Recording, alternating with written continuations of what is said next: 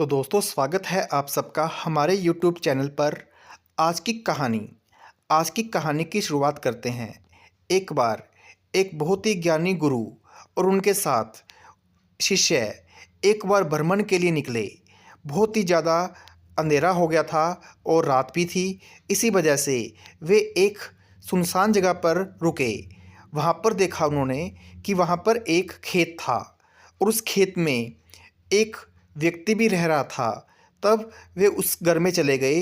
वहाँ पर जाकर उन्होंने देखा और गुरु शिष्य से कहने लगा, ये हम किस घर में आ गए हैं? यहाँ पर तो बिल्कुल ही सुनसान जगह है और ये बहुत ही ज़्यादा गरीब लग रहा है। तब उन्होंने उस घर का दरवाज़ा खटखटाया।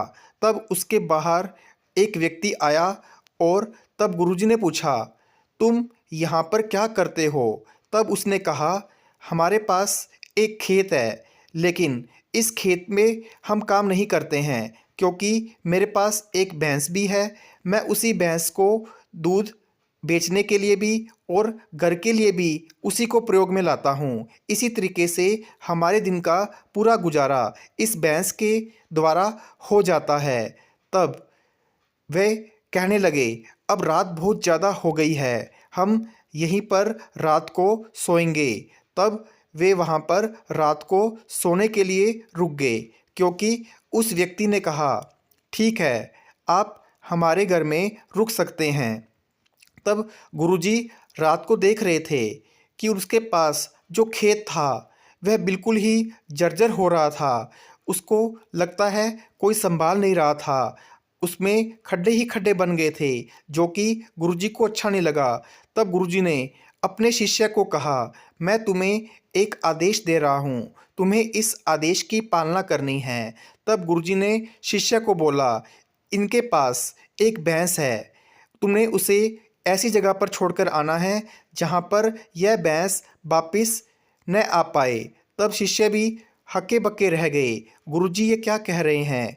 शिष्य ने सोचा, अब ये काम मुझे करना ही होगा क्योंकि गुरुजी ने अब मुझे यह आदेश दे दिया है। अब गुरुजी ने शिष्य को कहा, तुम्हें यह काम अभी रात को ही करना है। तब रात को वह शिष्य उठा और उस भैंस को ऐसी जगह पर जाकर छोड़ आया जहाँ से वह बिल्कुल भी वापस न आ पाए।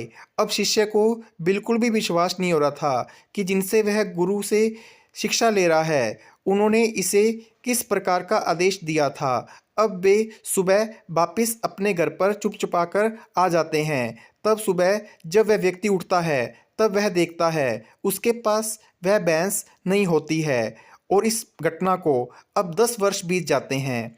अब शिष्य वह सोचता है क्यों न उसी जगह पर वापस जाकर देखा जाए कि वहाँ पर अब उस व्यक्ति का कैसे गुजारा हो रहा है। तब वह शिष्य वापस उसी जगह पर पहुँचता है। अब वहाँ पर पहुँचकर वह देखता है और बिल्कुल ही हक्का बक्का रह जाता है। पहले जिस जगह पर वह आया था वहाँ पर बिल्कुल ही जर्जर था, खेत बिल्कुल ही पानी से भरे पड़े थे। अब वहाँ पर जाकर उसने देखा वहाँ पर हरियाली ही हरियाली थी और वहाँ पर तरह तरह के फूल बहुत ही ज़्यादा खिल रहे थे। तब उसने उस व्यक्ति से पूछा, क्या तुम्हें याद है हम यहाँ पर 10 साल पहले आए थे? उसने कहा, हाँ मुझे याद है, उस समय रात को मेरी भैंस भी चोरी हो गई थी और मेरे पास कोई और आसरा नहीं बचा था, लेकिन मेरे पास यह खेत था।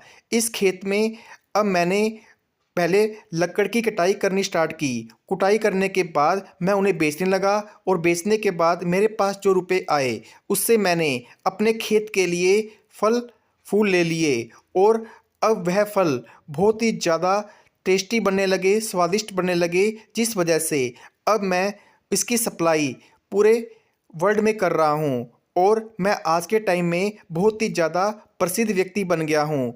यह तभी पॉसिबल हो पाया जब मैंने अपने पुराने सपने को छोड़कर अपना नया सपना देखा। मैं सिर्फ भैंस पर आश्रित था, लेकिन उस भैंस के जाने के बाद मुझे लगा कि मुझे कुछ और करना चाहिए। मेरी सच में जो समस्या थी वह अब समाधान होगी। पहले मैं इतने रुपए नहीं कमा पा रहा था, लेकिन जब से भैंस को बेचा उसके बाद मैं बहुत ही ज़्यादा खुशी से अपना जीवन व्यतीत कर रहा हूँ। तो दोस्तों, इस कहानी के पीछे हमारा मकसद ये है कि हमेशा आप बड़े सपने देखिए। कोई भी सपना ऐसा नहीं होना चाहिए जिसे आप सोचें कि आप पूरा नहीं कर पाएंगे।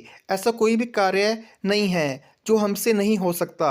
अगर हम दूसरों पर आश्रित ही हो जाएंगे, डिपेंड ही हो जाएंगे, तो वह सपना हमारा पूरा नहीं हो पाएगा। जैसे इस गुरुजी ने उससे भैंस चुराकर बहुत ही अच्छा काम किया।